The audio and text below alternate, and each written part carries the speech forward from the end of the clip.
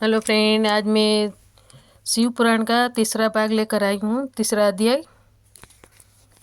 तो हर हर महादेव शंभु। आप सब सुनिए फ्रेंड। सोनक जी कहते हैं, महाभाग सुत जी,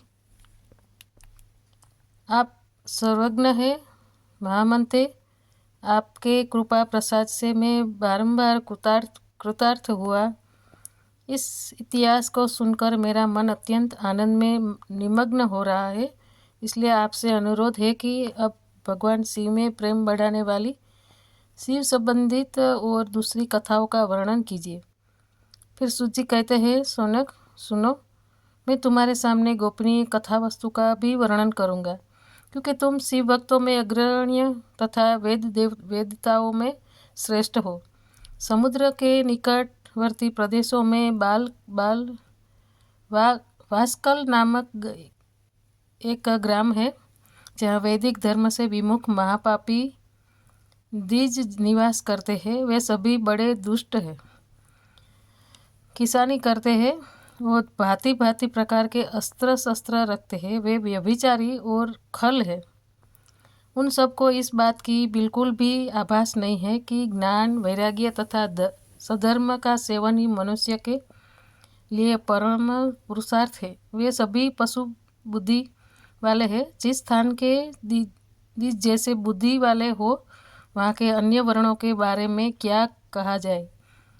अन्य वर्णों के लोग भी उन्हीं की भांति कुत्सित विचार रखने वाले, स्वधर्म विमुख एवं खल है। वे सदा कुकर्मों में लिप्त रहते हैं और दिन प्रतिदिन विषय भोगों में ही डूबे रहते हैं।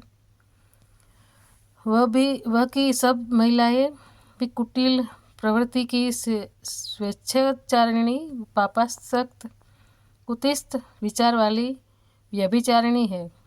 वे सद्य व्यवहार एवं सदाचार से सर्वथा शून्य है। इस प्रकार वास्कल में केवल दुष्टों का ही निवास है। उस वास्कल नाम गांव में किसी समय एक बिंदुक नाम ब्राह्मण रहता था।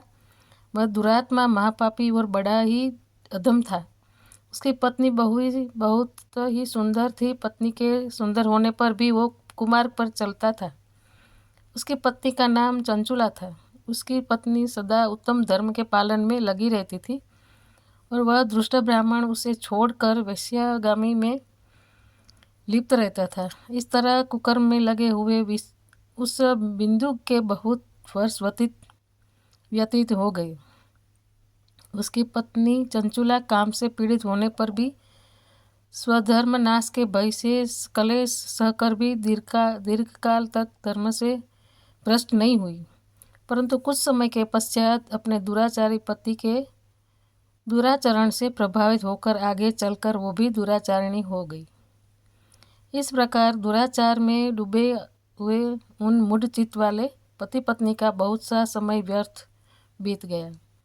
तदंतर सुद्रस जातीय वेश्या का पति बना हुआ वह दूषित बुद्धि वाला दुष्ट ब्राह्मण बिंदुक समयानुसार मरकर नरक में जा पहुंचा। बहुत दिनों तक नरक के दुख का भोग करने के बाद वह मूढ़ बुद्धि पापी विंध्य पर्वत पर भयंकर पिशाच बन गया। इधर आपने दुराचारी पति बिंदु के मर जाने के पश्चात वह मूढ़ हृदया चंचुला बहुत समय तक अपने पुत्रों के साथ अपने घर में ही रही। एक दिन दिव्योग से किसी पुण्य पर्व के आने पर चंचुला अपने भाई बंधुओं के साथ गोकर्ण प्रदेश में गई। तीर्थयात्रियों के संग जाकर उसने भी उस समय जाकर किसी तीर्थ के जल में स्नान किया। फिर वह सदाचारण के मेल देखने के दृष्टि से अपने बंधुजनों के साथ यत्र तत्र घूमने लगी। इसी प्रकार घूमती वह किसी देव मंदिर में पहुंच गई। वहाँ देव मंदिर में उसने एक देवज्ञ ब्राह्मण के मुख से भगवान शिव की परम पवित्र एवं मंगलकारिणी उत्तम पौराणिक कथा सुनी। कथावाचक ब्राह्मण कह रहे थे कि जो स्त्री पुरुषों के साथ व्यभिचार करती है वो मरने के बाद यमलोक जाती है।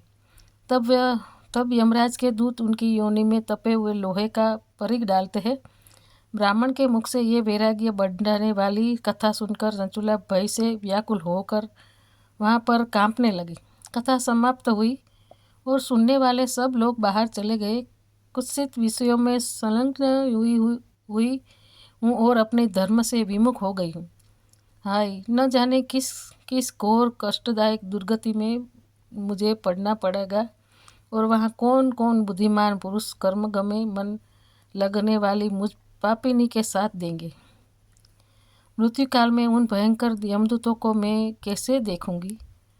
जब वे बलपूर्वक मेरे गले में फंदे डालकर मुझे बंधेंगे, तब मैं कैसे अपना धीरज धारण कर सकूंगी? नरक में जब मेरे शरीर के टुकड़े टुकड़े किए जाएंगे, उस समय विशेष दुख देने वाली उस महायातना को वहाँ मैं कैसे सहन कर पाऊंगी?